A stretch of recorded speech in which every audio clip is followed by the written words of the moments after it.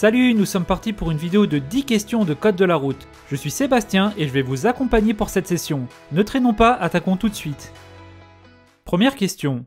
Je suis obligé d'avoir dans ma voiture des lunettes de soleil. Réponse A. Un triangle de présignalisation. Réponse B. Un gilet de haute visibilité. Réponse C. Des câbles de batterie. Réponse D.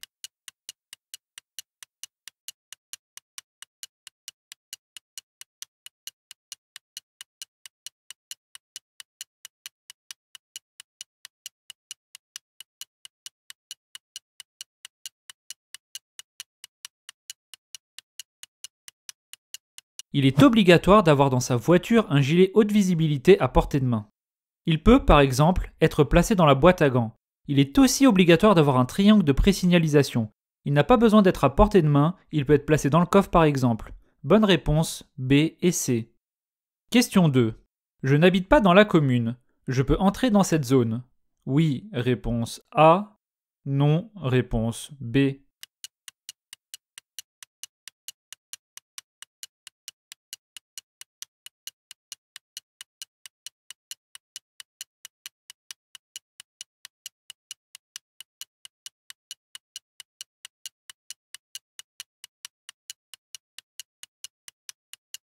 Je ne peux pas entrer dans cette zone piétonne. Le panneau interdit l'accès à tous les véhicules sauf les secours, les services et les ayants droit, c'est-à-dire les habitants de la zone ayant reçu une autorisation.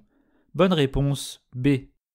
Question 3. Dans cette situation, ce piéton crée une zone d'incertitude. Oui, réponse A. Non, réponse B. Je place le pied devant le frein. Oui, réponse C. Non, réponse D.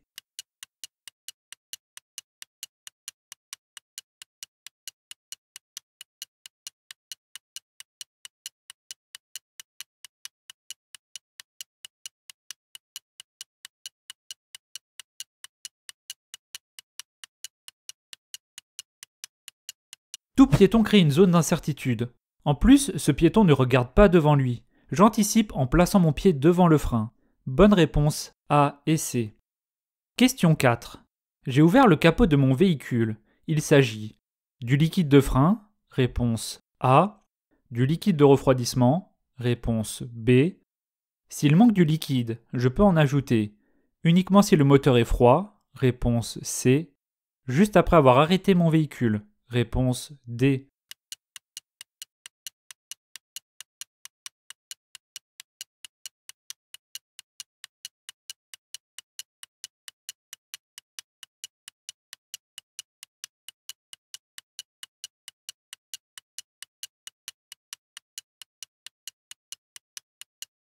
Le symbole représente le liquide de refroidissement. Je ne dois surtout pas enlever le bouchon si le moteur est chaud. En effet, le liquide risque de gicler et de me brûler. Bonne réponse B et C. Avant de passer à la question suivante, je voulais vous dire que vous pouvez accéder à notre formation pour préparer le code en 7 jours. Il faut compter environ 2h30 de travail par jour durant cette semaine et ensuite vous serez tranquille. Si vous regardez cette vidéo à sa sortie, nous sommes au début des vacances de février, c'est parfait parce que vous avez du temps et vous pourrez avoir le permis pour cet été. Dans cette formation, vous aurez accès à des cours en vidéo, à des codes blancs de 40 questions et à des explications détaillées pour vous inscrire à l'examen. Je vous mets le lien en description, vous y trouverez tous les détails de la formation. Allez, passons maintenant à la question 5.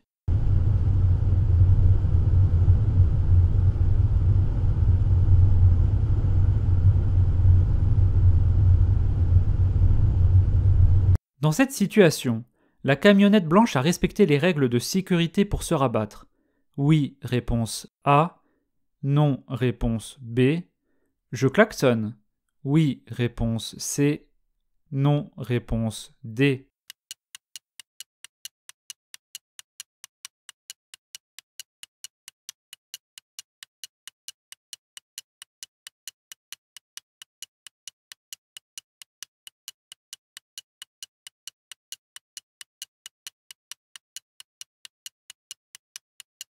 La camionnette blanche n'a pas respecté les règles de sécurité pour se rabattre. En effet, elle n'a pas indiqué son intention de changer de voie en se rabattant sans clignotant. En plus, elle s'est rabattue trop tôt, ne respectant pas les distances de sécurité. Inutile de klaxonner dans ce cas, il n'y a pas de danger immédiat. Par contre, je ralentis pour retrouver une distance de sécurité suffisante. Bonne réponse B et D. Question 6. Je suis malentendant, je dois obligatoirement être accompagné pour conduire. Oui, réponse A. Non, réponse B.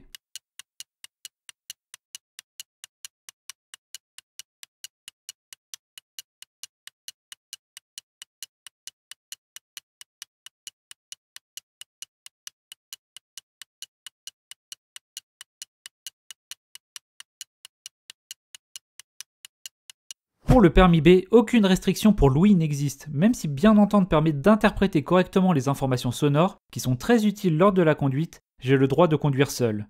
Bonne réponse B. Question 7. Les limitations de vitesse peuvent être abaissées en cas de pic de pollution. Oui, réponse A. Non, réponse B.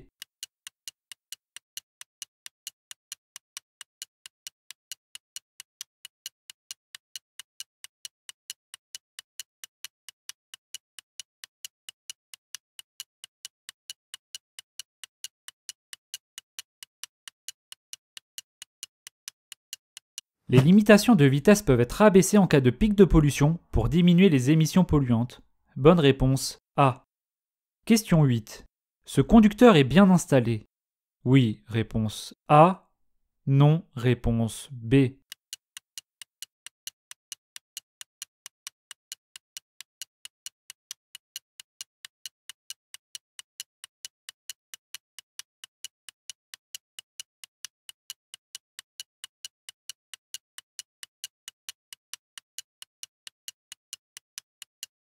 Ce conducteur est mal installé au poste de conduite. Il se situe beaucoup trop près du volant. On peut voir que ses coudes touchent le dossier du siège. Bonne réponse B. Question 9. Lorsque je tracte une remorque, je dois garder une distance de sécurité avec le véhicule de devant plus grande que si je ne tractais pas de remorque. Oui, réponse A. Non, réponse B.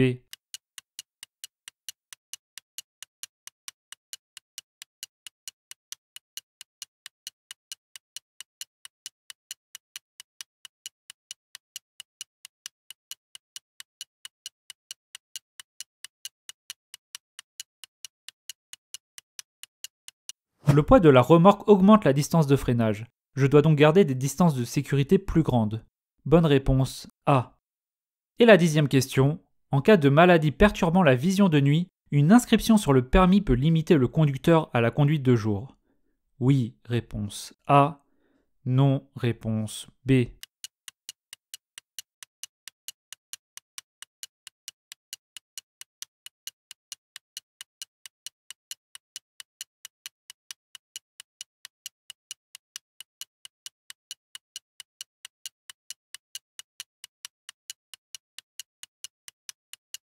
En cas de maladie perturbant la vision de nuit, une inscription sur le permis peut effectivement limiter le conducteur à la conduite de jour.